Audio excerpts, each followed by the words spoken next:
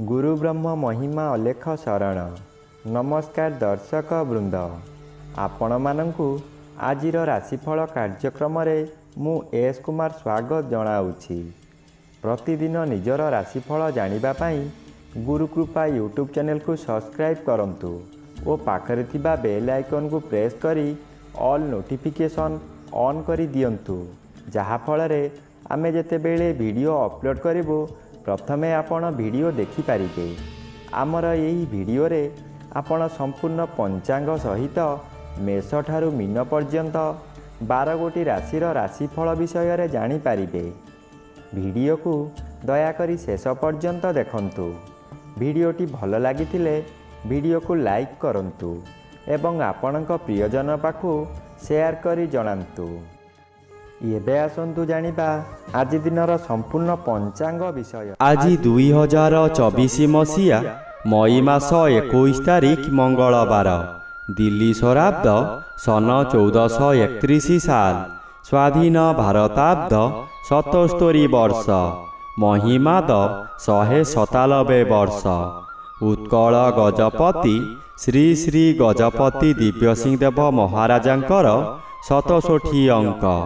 सौरस्व ज्येष्ठ मास 8 दिन, चांद्रमते वैशाख शुक्ल पक्ष त्रयोदशी तिथि, अपराह्न 5 घंटा 6 मिनिट पर्यंत।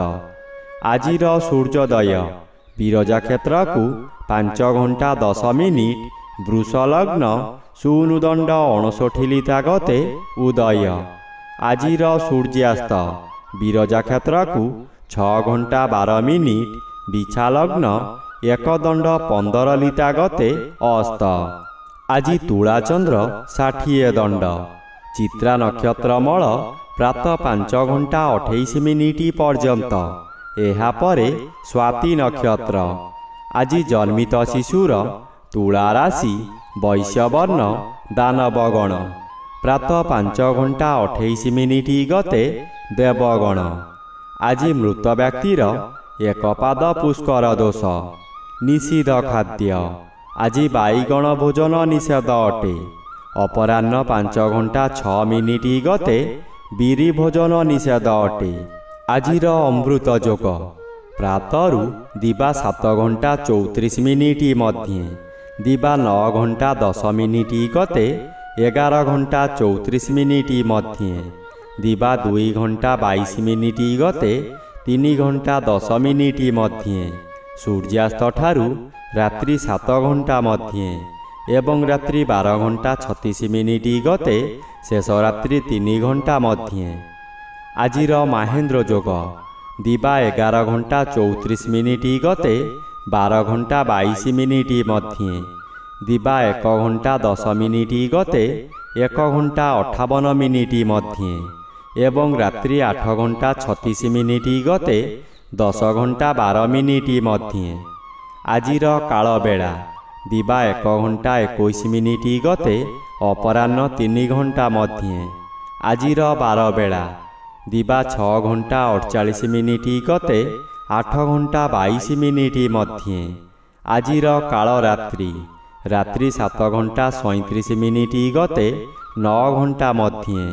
आजिर राहु काल अपराह्न 3 घंटा ठारू 4 घंटा 30 मिनिट मध्यरे।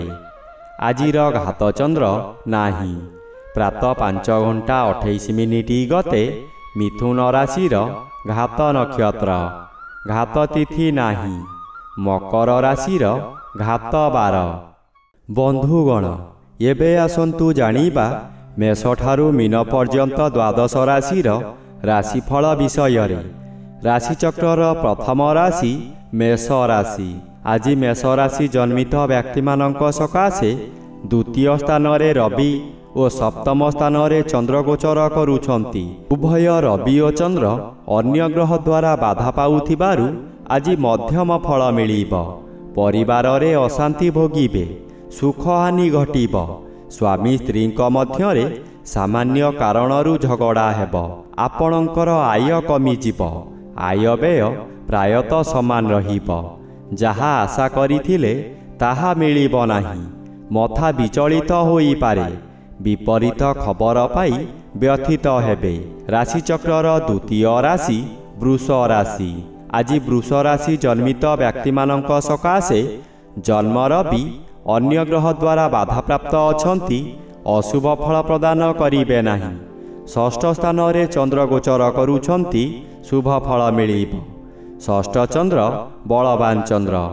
ଏହି ଚନ୍ଦ୍ର ଚଳନ ସମୟରେ ଆପଣଙ୍କ ପରିବାର ମଧ୍ୟରେ ଖାଲି ଆନନ୍ଦ ହିଁ ଆନନ୍ଦ ମିଳିବ। ଯେଉଁ କାମରେ ହାତ ଦେବେ ତହିଁରେ ସଫଳତା ପାଇବେ। ବ୍ୟବସାୟ କରୁଥିବା ବ୍ୟକ୍ତିମାନେ ବ୍ୟବସାୟରେ ଆଶାଠାରୁ ଅଧିକ ଲାଭବାନ ହେବେ। ରାଶିଚକ୍ରର ତୃତୀୟ ରାଶି ମିଥୁନ ରାଶି। ଆଜି ମିଥୁନ ରାଶି ଜନ୍ମିତ ବ୍ୟକ୍ତିମାନଙ୍କ ସକାଶେ ପଞ୍ଚମ ସ୍ଥାନରେ ଚନ୍ଦ୍ର ଗୋଚର କରୁଛନ୍ତି, ଶୁକ୍ଳପକ୍ଷ ହେତୁ ଶୁଭ ଫଳ ମିଳିବ। ଆପଣଙ୍କର ସ୍ୱାସ୍ଥ୍ୟ ଉତ୍ତମ ରହିବ। ପୂର୍ବରୁ ଯେଉଁମାନେ ଆପଣଙ୍କୁ ହଇରାଣ ହରକତ କରୁଥିଲେ, ଏବେ ଆପଣ ଶାନ୍ତିରେ ରହିପାରିବେ। ପଞ୍ଚମ ଗୃହ ଜ୍ଞାନ ଗୃହ ହୋଇଥିବାରୁ ଆପଣଙ୍କର ବିଭିନ୍ନ ଜ୍ଞାନ ବୃଦ୍ଧି ହେବ।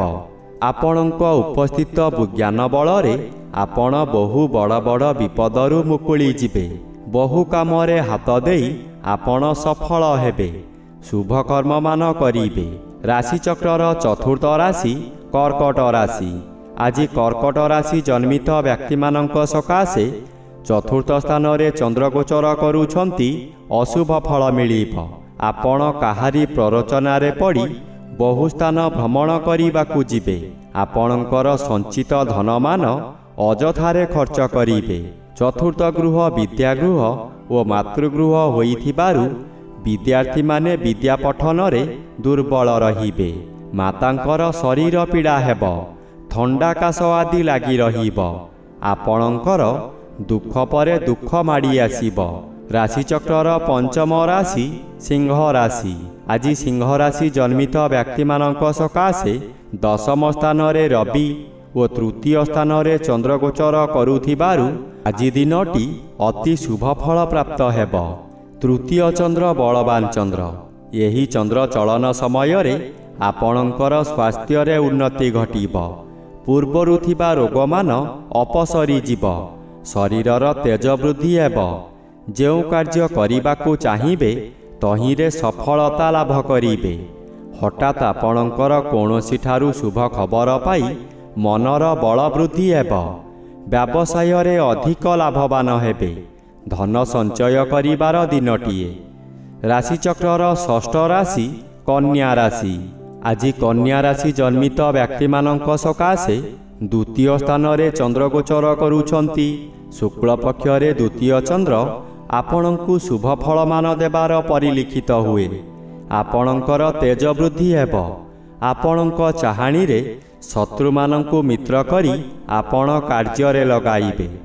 ସେହିମାନଙ୍କ ଦ୍ୱାରା ଆପଣ ଧନ ଅର୍ଜନ କରି ଧନୀ ହୋଇପାରନ୍ତି। ରବି ଆପଣଙ୍କର ନବମରେ ଗୋଚର କରୁଛନ୍ତି। ହଠାତ୍ ବିପଦମାନ ମାଡ଼ି ଆସିବ। ଆପଣଙ୍କୁ ଚତୁର୍ଦିଗରୁ ଶତ୍ରୁମାନେ ଘେରି ରହିବେ। ନିଜର ସ୍ୱାସ୍ଥ୍ୟ ହାନି ହେବ। ରାଶିଚକ୍ରର ସପ୍ତମ ରାଶି ତୁଳା ରାଶି।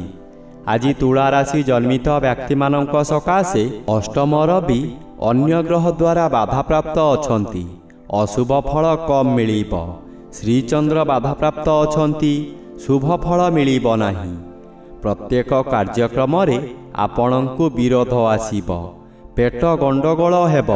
ଭଲ ଭଲ ଖାଦ୍ୟ ପ୍ରସ୍ତୁତ କରିବେ, କିନ୍ତୁ ନିଜେ ଭୋଜନ କରିପାରିବେ ନାହିଁ। ଦିବସ ସାରା ଖାଲି ଦିବା ସ୍ୱପ୍ନ ଦେଖିବେ। ସମ୍ମାନ ମିଳିବାରେ ବାଧା ଆସିବ। ସମୟ ଗଡ଼ି ଚାଲିବ। ସତର୍କ ଓ ସାବଧାନ ନ ରହିଲେ ନିଜେ ନିଜର ବହୁ କ୍ଷତି କରି ବସିବେ।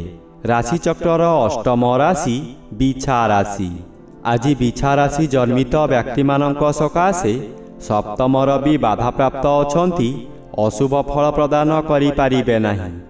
ଦ୍ୱାଦଶ ଚନ୍ଦ୍ର ଆଂଶିକ ବାଧାପ୍ରାପ୍ତ ଅଛନ୍ତି, ଅଶୁଭ ଫଳ ମିଳିବ। ମନ ମଧ୍ୟରେ ଦୁଶ୍ଚିନ୍ତା ବଢ଼ିଯିବ। ଆପଣ ଯାହା ବି କରନ୍ତୁ ନା କାହିଁକି ତହିଁରେ ଖର୍ଚ୍ଚ ବ୍ୟତୀତ ଲାଭର ପ୍ରଶ୍ନ ଉଠୁନାହିଁ। ଏହି ଦ୍ୱାଦଶ ଚନ୍ଦ୍ର ଗୋଚର ସମୟରେ ଅତିରିକ୍ତ ବ୍ୟୟଭାର ବଢ଼ିଯିବ। ଆପଣ ହତାଶ ହୋଇଯିବେ। ସୁଖ ସନ୍ଧାନରେ ବହୁ ସ୍ଥାନକୁ ଯାତ୍ରା କରିବେ। ଶରୀର ଅସୁସ୍ଥ ରହିବ, ବନ୍ଧୁବାନ୍ଧବମାନେ ଅଶାନ୍ତି ହେବେ। ରାଶିଚକ୍ରର ନବମ ରାଶି ଧନୁ ରାଶି। ଆଜି ଧନୁ ରାଶି ଜନ୍ମିତ ବ୍ୟକ୍ତିମାନଙ୍କ ସକାଶେ ଷଷ୍ଠ ସ୍ଥାନରେ ରବି ଓ ଏକାଦଶ ସ୍ଥାନରେ ଚନ୍ଦ୍ର ଗୋଚର କରୁଥିବାରୁ ଶୁଭ ଫଳ ମିଳିବ। ଆପଣ ବହୁଦିନରୁ ଯେଉଁ କାର୍ଯ୍ୟ ସକାଶେ ଅପେକ୍ଷା କରିଥିଲେ ତାହା ଏହି ସମୟରେ ନିଶ୍ଚୟ ପୂରଣ ହେବ। ଯେଉଁ ଅଫିସରଙ୍କ ସହ ସାକ୍ଷାତ ପାଉନଥିଲେ ଏବେ ତାଙ୍କ ସହିତ ସାକ୍ଷାତ ହେବ। ତାଙ୍କ ସହଯୋଗରେ ଆପଣ ବହୁ ନୂତନ କାମ ପାଇ ଉପକୃତ ହେବେ। ପରିବାର ମଧ୍ୟରେ ସ୍ୱାଦିଷ୍ଟ ଭୋଜନ ପ୍ରସ୍ତୁତ କରି ଅତିଥି ବନ୍ଧୁମାନଙ୍କୁ ନିମନ୍ତ୍ରଣ କରି ଆପ୍ୟାୟିତ କରିବେ। ରାଶିଚକ୍ରର ଦଶମ ରାଶି ମକର ରାଶି। ଦଶମ ସ୍ଥାନରେ ଚନ୍ଦ୍ରଗୋଚର ଭ୍ରମଣ କରୁଥିବାରୁ ଆପଣଙ୍କ କର୍ମକ୍ଷେତ୍ରରେ ଉଚ୍ଚ ପାହ୍ୟାକୁ ଉନ୍ନୀତ ହେବେ। ଏହି ସମୟରେ ନୂତନ କର୍ମ ମଧ୍ୟ ମିଳିପାରେ। ଯେକୌଣସି କାମ କରନ୍ତୁ ତହିଁରେ ସଫଳତା ମିଳିବ। ବରିଷ୍ଠ ଅଫିସରଙ୍କଠାରୁ ପ୍ରଶଂସା ମିଳିବ। ପଞ୍ଚମ ସ୍ଥାନରେ ରବି ଗୋଚର କରୁଛନ୍ତି ଅଶୁଭ ଓ ଘାତବାର ଅଶୁଭ। ଆପଣ ପୂର୍ବରୁ କରିଥିବା କେସ୍ର ତାରିଖ ଘୁଞ୍ଚିପାରେ, ଯାହାଦ୍ୱାରା ମନରେ ବହୁ ଦୁଶ୍ଚିନ୍ତାମାନ ବୃଦ୍ଧି ପାଇବ। ରାଶିଚକ୍ରର ଏକାଦଶ ରାଶି କୁମ୍ଭ ରାଶି। ଆଜି କୁମ୍ଭ ରାଶି ଜନ୍ମିତ ବ୍ୟକ୍ତିମାନଙ୍କ ସକାଶେ ଚତୁର୍ଥ ରବି ଅନ୍ୟ ଗ୍ରହ ଦ୍ୱାରା ବାଧା ପାଉଥିବାରୁ ଅଶୁଭ ଫଳ ମିଳିବ ନାହିଁ। ନବମ ସ୍ଥାନରେ ଚନ୍ଦ୍ର ଗୋଚର କରୁଛନ୍ତି। ଶୁକ୍ଳପକ୍ଷରେ ନବମ ଚନ୍ଦ୍ର ଶୁଭ ଫଳଦାୟୀ, କିନ୍ତୁ ଆପଣ ସତର୍କର ସହିତ କାମ କରିଲେ ସଫଳତା ମିଳିବ। ସାମାନ୍ୟ କାରଣରୁ ଅସଫଳ ମଧ୍ୟ ହୋଇପାରନ୍ତି। ଆପଣ ଧର୍ମ କାମ କରି ମନକୁ ଶାନ୍ତି କରିବେ। କୌଣସି ଉତ୍ସବରେ ଯୋଗଦାନ କରିପାରନ୍ତି। ସାଙ୍ଗସାଥୀମାନଙ୍କଠାରୁ ପ୍ରଶଂସା ମିଳିବ। ପରିବାରର ଗୁରୁଜନମାନେ ଆଶୀର୍ବାଦ କରିବେ। ରାଶିଚକ୍ରର ଦ୍ୱାଦଶ ବା ଶେଷ ରାଶି ମୀନ ରାଶି। ଆଜି ମୀନ ରାଶି ଜନ୍ମିତ ବ୍ୟକ୍ତିମାନଙ୍କ ସକାଶେ ଅଷ୍ଟମ ସ୍ଥାନରେ ଚନ୍ଦ୍ରଗୋଚର କରୁଛନ୍ତି ଅଶୁଭ ଫଳ ମିଳିବ। ଅଷ୍ଟମ ସ୍ଥାନ ଆୟୁ ସ୍ଥାନ ଓ ମାରକ ସ୍ଥାନ। ଚନ୍ଦ୍ର ଏପରି ଏକ ଗ୍ରହ ମୃତ୍ୟୁକୁ ମଧ୍ୟ ମାରିପାରେ। ଅଷ୍ଟମ ଚନ୍ଦ୍ର ଚଳନ ସମୟରେ ବହୁ ଦୁର୍ଘଟଣା ମଧ୍ୟ ଘଟାଇପାରେ, ତାହା ମାନସିକ ହେଉ କିମ୍ବା ଶାରୀରିକ। ନିଜକୁ ସତର୍କ ନ ରହିଲେ ନିଜ ଗୋଡ଼ରେ ନିଜେ କୁରାଢ଼ି ମାରିବା ସଦୃଶ୍ୟ ହେବ। ଏଣୁ ଅଷ୍ଟମ ଚନ୍ଦ୍ର ଗୋଚର ଭ୍ରମଣ ସମୟରେ ମନକୁ ଶାନ୍ତ ରଖନ୍ତୁ, ବ୍ୟବହାର ଠିକ୍ ରଖନ୍ତୁ।